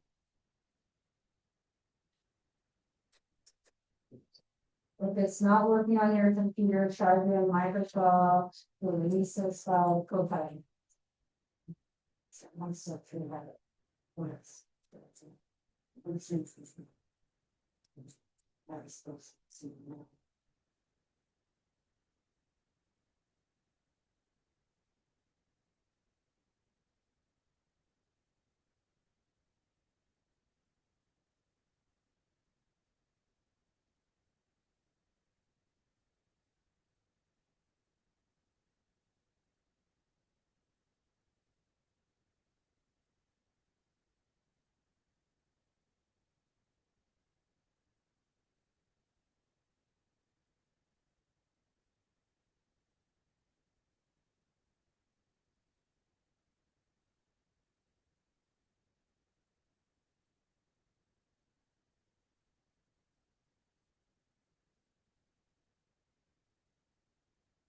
No, no, absolutely.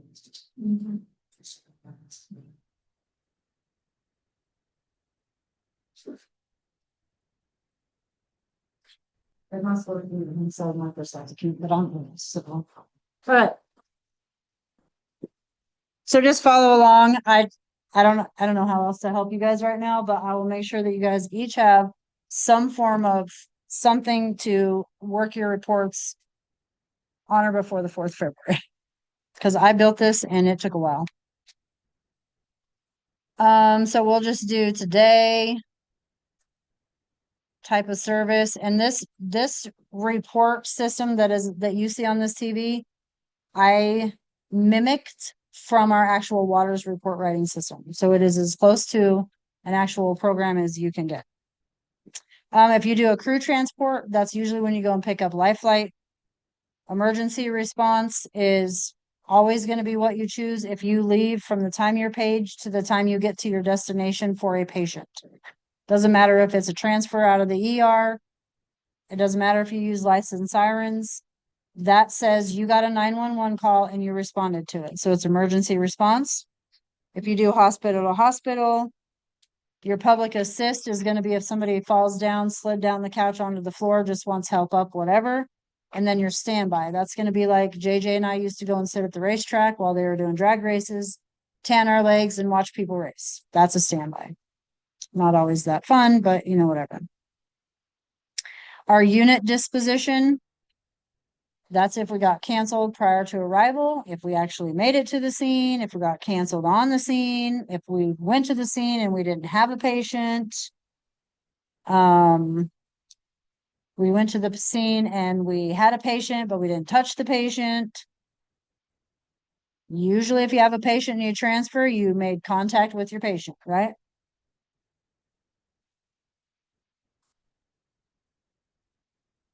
What does she want?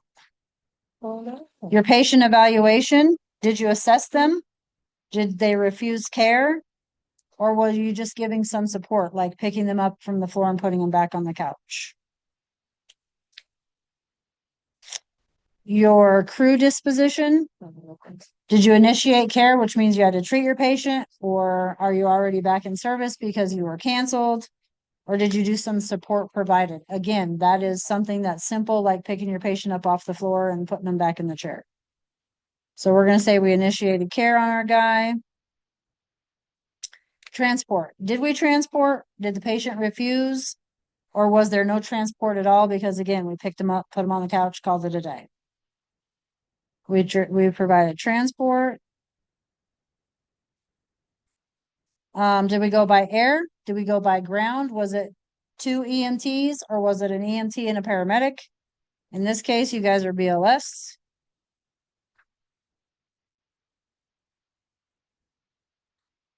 AMA is against medical advice. So if your patient is in the ER and gets up, throws its IV and its blood pressure cuff off and walks out the door, they just left AMA. Did you leave that patient with a family member? Were they left with with law enforcement, or is there a DNO? This is documentation that's going to protect you if that patient is any of the 4 things, right? Your patient decided they didn't want to go with you. You got a refusal. You left them with JJ. She's the family. George said, I'm not going with her. I'm staying with my daughter-in-law because she's a paramedic and I know she can take care of me. Okay, I left George with him. They're going to be arrested or they're being combative, kicking, screaming, biting, spitting, whatever. They're getting left with law enforcement because my safety is far more important than going to court because I didn't treat a patient. Most of ours are always gonna say against medical advice. Yes. And you just explain to the patient, you're not receiving a bill for this. This is just covering my butt. This is just saying you not want to go to the hospital. So that then it's on them. It's not on you anymore. This is whatever unit number we were in. What unit number? 6, 7? Our dispatch location, was it city, was it county, or did we have to do mutual aid somewhere else?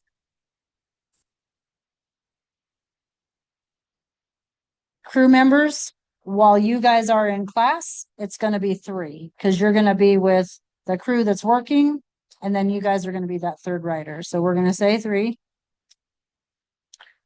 Jim expressed he wants you guys to be riding with primary. It's a little hard to ride with secondary, although Brianna did it while she was orientating. There's a good call and it's a secondary, and JJ's like, hey, Afton, man, are you busy? Because we're fixing to go. You want to ride? Okay, something of that nature. But most of the time you're going to be on primary. Your incident dispatch number, that's a number that the report writing system automatically gives. What we want you guys to put in there, so you might write this down or build yourself a template or whatever it is you're doing on the computer. We want you guys to use the date, whatever day it is, and then start at the number 1 for your patient, because you should be turning in 12 of those reports at a minimum.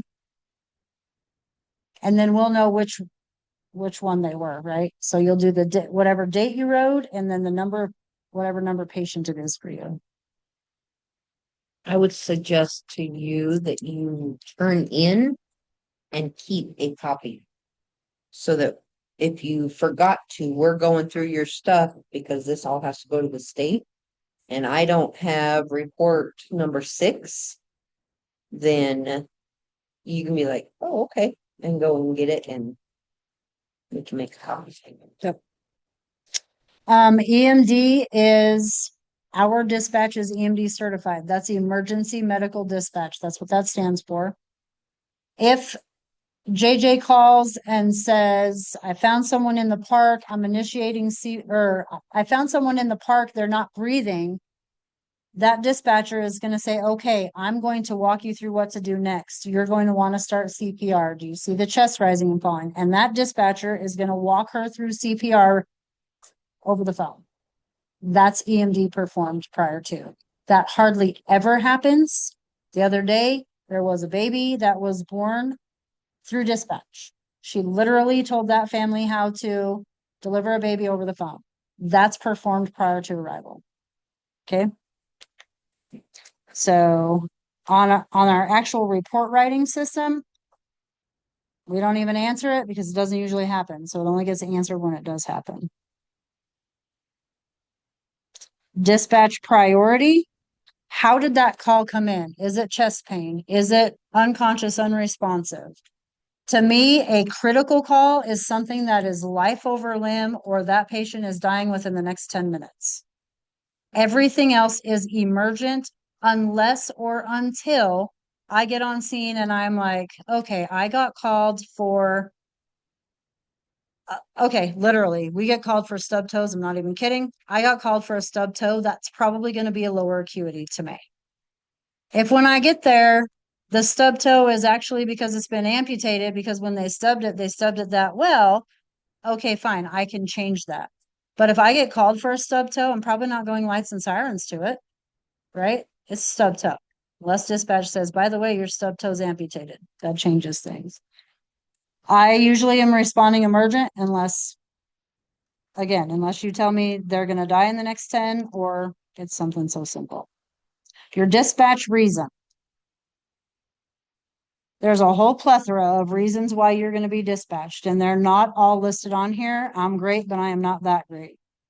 If you don't see what you got dispatched to in this drop down, you can write next to it, under it, whatever. Or you can come to me and say, please add that in the drop down for the next class, because that was kind of rude that you didn't add it. In this case, we're going to say we got called to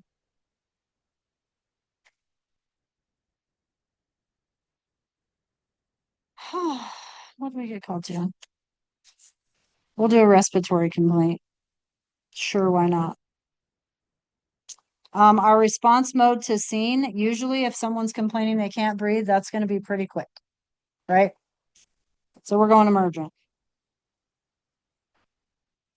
Our location type, let's say we found him at the park.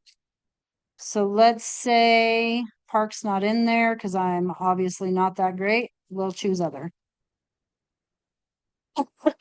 Are you the first unit on scene? This is a mandatory question in our report writing system because they want to make sure that you're not there for mutual aid, that you're going to be there to be the one who's actually taking responsibility of the patient.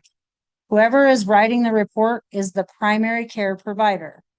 She's going to be your other care provider on scene, and then somebody has to respond in the ambulance and somebody has to transport in the ambulance.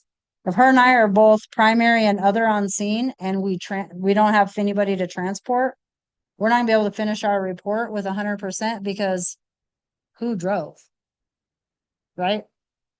One of us has to drive. So that's why they want to know who's first on scene and what else is happening. Was anybody else there? It's a respiratory complaint. We call fire department if it's real bad. So we're going to say DBFT. Dispose. We have one patient. They're going to want to know how many patients you transported. Usually it's one, but sometimes it's 5. Our address was 212 North 2nd Street, which is this address, by the way, just in case anybody's wondering. Were there any dispatch delays? Was the weather bad? Were the roads icy? Was it too slushy or snowy or whatever to get there? Why didn't you get there fast? We're going to say none because, well, it's dry outside. That was dispatch delay. Oh, dispatch delay. No dispatch delay. There's no response delay either because it's dry outside. Oh, none's not in there, so we're just not even going to answer it. Times. This is where the dispatch comes in handy, or your JJ, one or the other, maybe both. Can't know. So we're going to say we got paged at 1722, because why not? We're en route at 1722. It probably took us from that ambulance hall to this building, I don't know, 1722. Sounds great. We left to go to the hospital after treating our patient. Let's do 1744. That's probably way more time than we need, but that's okay. We're 3 blocks from the hospital, so 1746. That light was being a real booger. This back-in service is however long it takes you to drop your patient off, give the report to whoever's taking over, and put your truck back together and go back in service. Keep in mind when you're doing your handoffs that you can never hand off to somebody of a lower level than you. Is that going to happen at the ER? No. Could it happen on a scene where somebody walks up to you and says, I'm EMR certified. I'm ready to go. Good for you. I appreciate your help. And that's no joke. but I'm not leaving my patient with you because I have a higher level of care than you. Right? We as paramedics could not drop our patient off with an EMT because you guys are a lower level of care. Does that make sense? Back in service, we're gonna say, I don't know, 1,800. Quick call. Mileage to and from, so it was what, 0.1 to get here and I don't know, 0.4 to get there. Total of 0.5. No real patient names. I don't care if you guys use Goofy and Mickey or Tom Sawyer. So long as the real patient's name is not in the report. Let's do, I don't know, let's do Scrooge because, you know, we have to wait for Christmas. What? Scrooge McDuck. Oh, I like it. First one I think. Scrooge McDuck. Okay. Just put that anywhere. Let's say our patient is, I don't know, 78.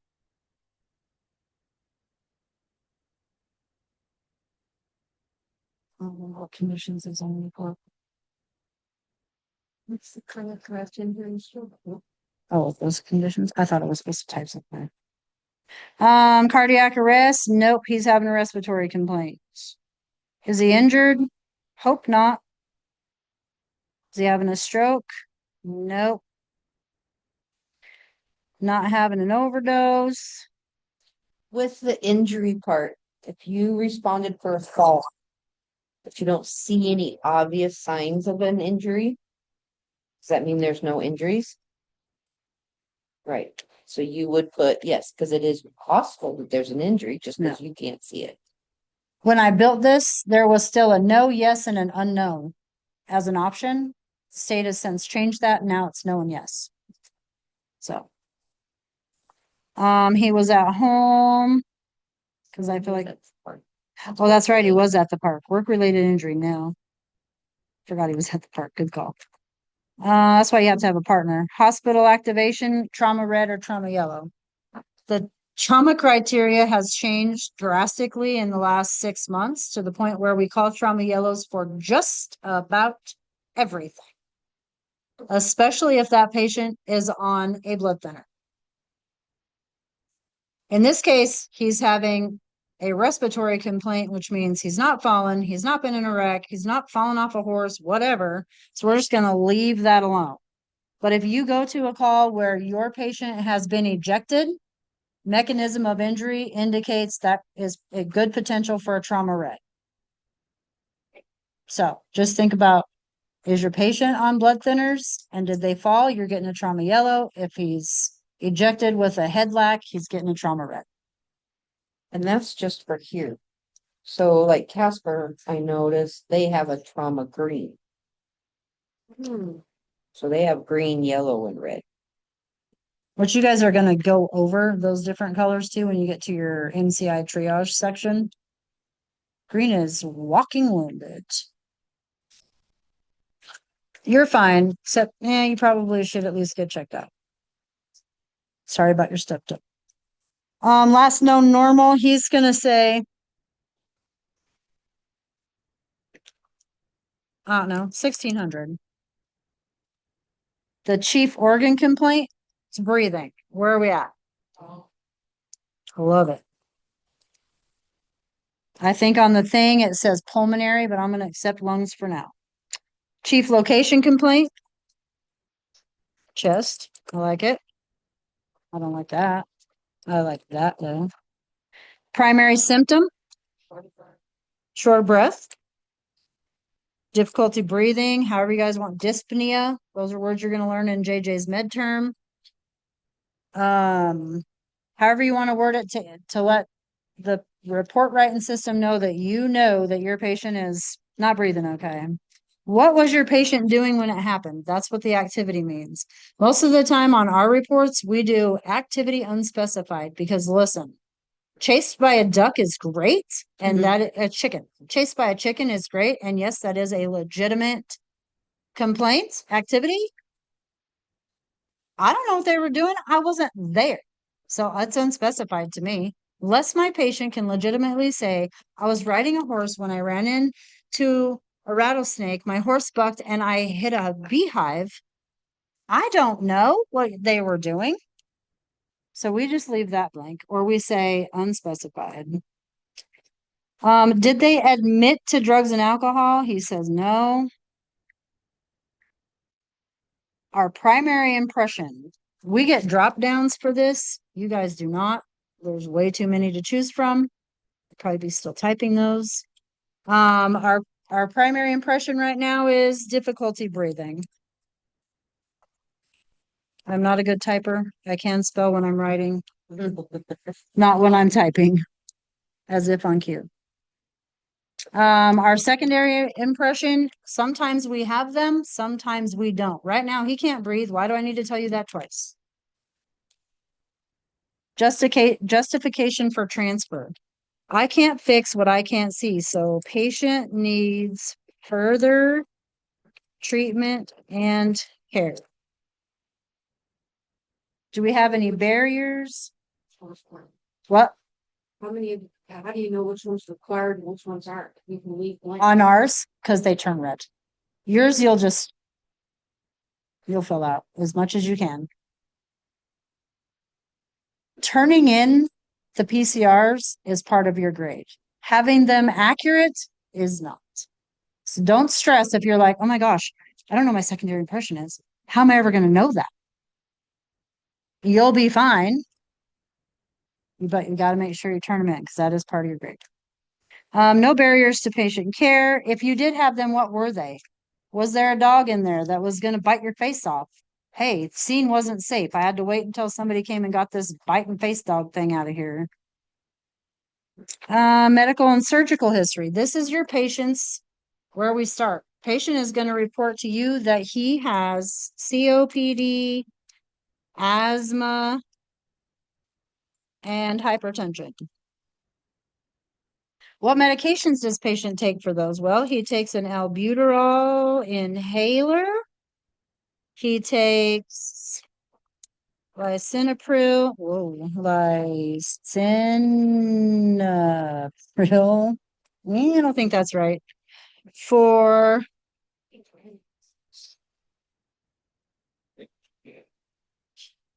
there's an O in there somewhere. There it is. For his hypertension, and he has an albuterol inhaler.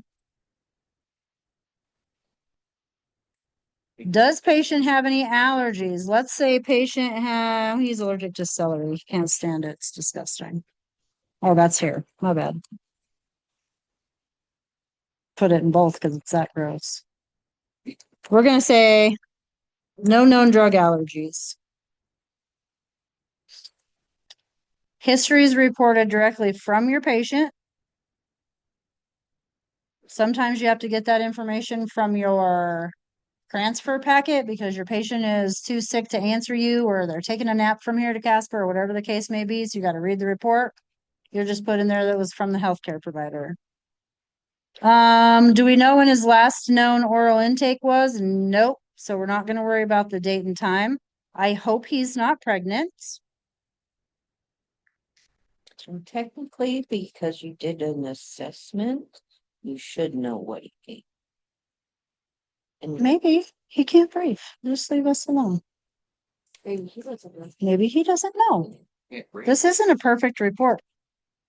So here's some vitals. Let's say our vitals are at 1728.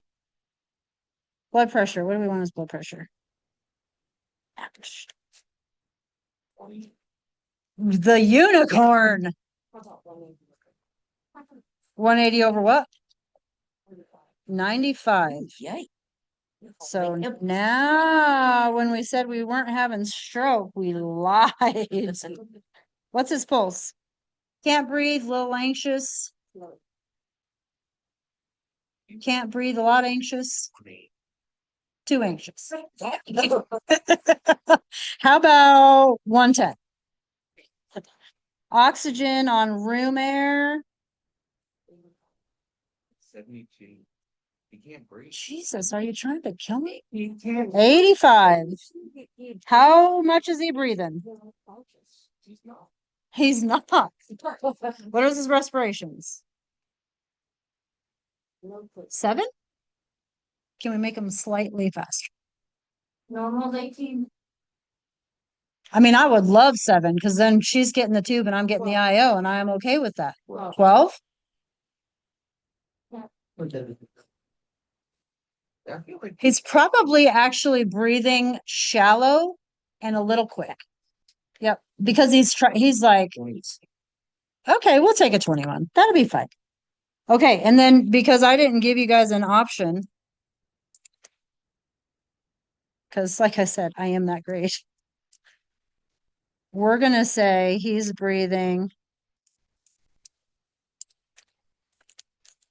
shallow, rapid. What do you want? Right. Rapid it is. All right. What's our blood sugar? That's what BGL stands for. Blood glucose level. Something you should be checking on every patient. Do as I say, not as I do, because I suck at that just as bad as I suck at lung sounds. What? 120. I like it. He's not diabetic. We can take that.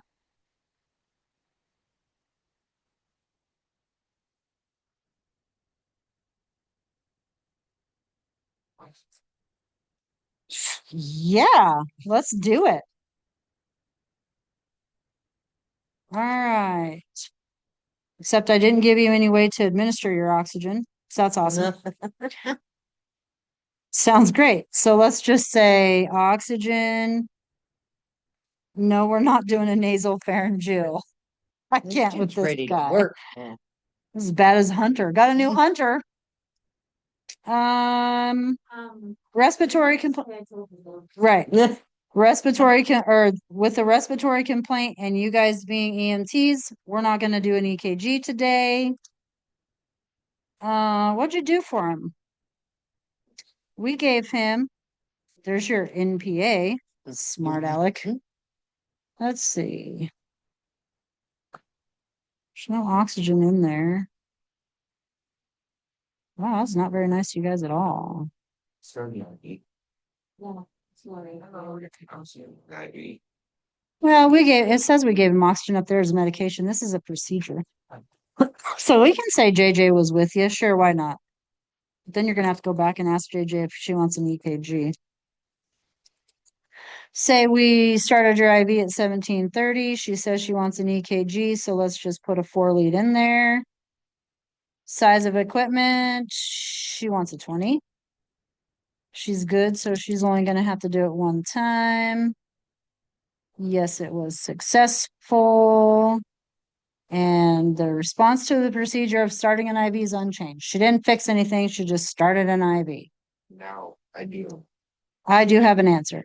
The actual number of attempts that she has. I did. We're not talking about me. We're talking about her. You're good. I'm just wondering. Should I try to recommend how many times they do it or Yes, I was successful, even though it took me 12 pokes. We literally have to say that in our report. Yes. Yes, we were successful, but it took us 2 times to do it. Yeah. It's 100% true. because if it was 12, I was gonna just ask you guys to No.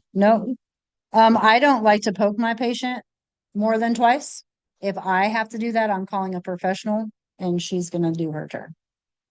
That being said, there are those calls where we may have to. I feel even in the ER, if you're having to poke this patient 5, 6, 7, 8, 9 times, that is just not good patient care. well, If they are that sick that you are that desperate for an IV, one, either your doctor needs to come in and get his ultrasound and do it, or we're doing the IO. Yes. that's what I was gonna ask. After break, you guys just come around. After They're on. Aren't you? Yeah. what? An IO? No, he's asking how many IVs. He said without the IO. Oh, you did? Oh, well, because she said she would use an IO. But think about it like this, though. You have Nice. 4 limbs. We just drilled. You have 12 inches of space that we can work on. So we might poke you twice here, and we might poke you once here and once over here, and maybe a few times in the hand, and now we're moving to the other side. You might get poked that much. But she's right. If you're being poked that much and they're digging and fishing for veins, you need an ultrasound machine and a doc. Right? If we can still see your veins, you might just be so sick that we have to try to do that regardless. Right? So It's there's I just don't black and like to, white. yeah. It's scenario based. If my patient is critical enough that I am really worried, we have medications, we can give it intranasally, we can give it IM. So am I that desperate for an IV just because I want to get that blood draw for the ER? No. No. Does my patient need fluids that bad? Maybe. Depending on what medications. I have other routes I can take it rather than creating more pain and more trauma to that patient. Yeah. Okay, we're gonna say we moved our patient to the ambulance by a stretcher because he can't breathe, so we're not gonna make him walk. And how did we go from the scene to the hospital? Dude can't breathe. He going emergent. Okay, we're gonna stop here because it's 9:30. The next thing we'll do is our narrative. We'll do that right when we get here tomorrow. Let's make it homework. I'm getting there. Take a picture of this board that JJ wrote on before you leave. And then if you guys can, get on the Googles and look up SOAP and chart. Just so you guys can see what they look like written. And then write a narrative. Doesn't have to be perfect. And now, do you guys want me to email this report to you? Or did you guys type it up while we were going? The ones that could. Huh? Also. You did type it up as you were going? So you match me? Okay. Huh? Yeah. Yeah, I'll save this as a EMT 2026 practice PCR 1. Is that what your computer's called? Is Betty Boop? It is now. Oh, very nice. Except it was a man. You calling your man Betty Boop?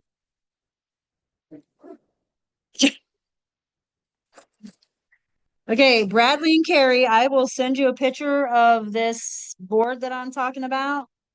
And then if you guys will look up SOAP and charts, just so you guys can get a feel of how it's laid out or whatever. This is not for a grade. This is just getting you guys started on PCR, so don't sweat the petty stuff.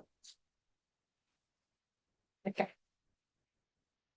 And then JJ will write a narrative and I will write a narrative and then everyone will have written a narrative. I'll even send it to her. She can write it tonight. Bradley and Carrie, I'm going to stop recording and I'm going to shut you down. So have a good night and I'll send that stuff to you. Okay, bye. Okay, bye.